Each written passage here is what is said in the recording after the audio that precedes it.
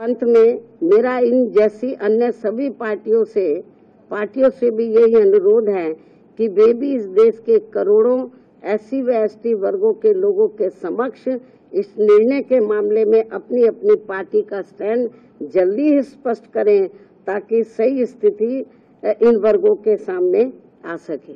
बाकी जो पार्टियां चुप बैठी हुई हैं अपनी स्थिति स्पष्ट करें। चुनाव में तो ये बड़ी बड़ी बातें कर रहे थे संविधान बचाने की, आरक्षण बचाने की। अब ये जो 1 अगस्त को जो अभी रिसेंटली अभी जो निर्णय आया है उस निर्णय पर तो अब ये संविधान नहीं दिखा रहे किसी को।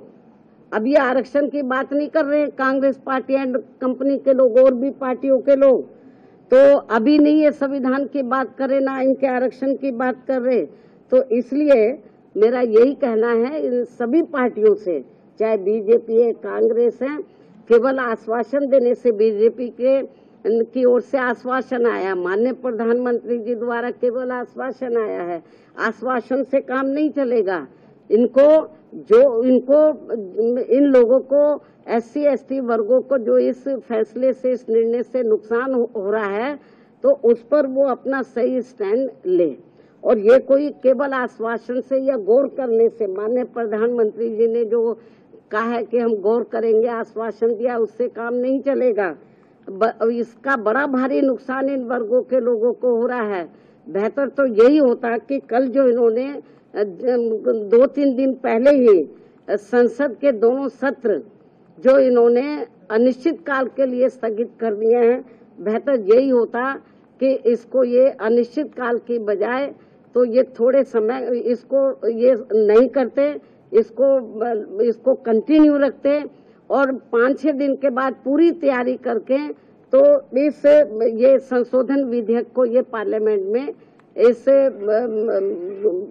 इस मामले को लेकर पार्लियामेंट में संशोधन विधेयक ये लाते, लेकिन नहीं लाए। तो इसलिए मेरा माननीय प्रधानमंत्री जी से भी यही कहना है कि यदि आपकी इन वर्गों के मामले में नियत साफ है तो आप अपने और मामलों में तो समय से पहले हाउस बुला लेते हैं, तो आप कभी भी हाउस बुला सकते हैं, अपनी तैयारी करें। और ये जो 1 अगस्त 2024 को जो माननीय सुप्रीम कोर्ट का निर्णय आया है तो इस निर्णय को निष्प्रभावी बनाएं, हाउस बुलाएं मतलब, और मालूम भी पड़ जाएगा कि हाउस में सभी दलों का क्या स्टैंड है। और मुझे क्या लगता है कि ये इनको जल्दी करना चाहिए, ये ठीक नहीं है।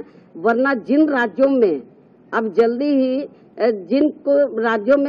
ही विधानसभा के आम चुनाव होने वाले हैं तो इन वर्गों के लोग न बीजेपी को माफ करेंगे, न कांग्रेस को, न अन्य पार्टियों को माफ करेंगे, क्योंकि इन्होंने इस बार जो 18वीं लोकसभा के आम चुनाव हुए हैं उसमें इन वर्गों के लोगों के साथ बड़ा विश्वासघात किया, धोखा दिया है। इनको कहा कि हम संविधान बचाएंगे, आरक्षण आपका खत्म हो जाएगा। अब ये चुप क्यों हैं? अब ये लोग चुप क्यों हैं? तो लेकिन इससे साफ जाहिर है ना ये संविधान को बचाने वाले हैं ना आरक्षण को बचाने वाले हैं। अब ये समझ में नहीं आ रहा आरक्षण को लेकर ये जो संविधान को दिखाते घूम रहे थे सभी पार्टियों के लोग, अब क्यों नहीं संविधान को दिखा रहे हैं? अब क्यों नहीं आरक्षण की बात कर रहे हैं कि इनका आरक्षण जो निष्प्रभावी हो गया है तो इसको प्रभावी बनाने के लिए इनको पार्लियामेंट का सत्र जल्दी ही शॉर्ट नोटिस में इनको बुलाना चाहिए और अपनी स्थिति बीजेपी की सरकार को क्लियर करनी चाहिए और बाकी पार्टियों को भी अपना स्टैंड क्लियर करना चाहिए।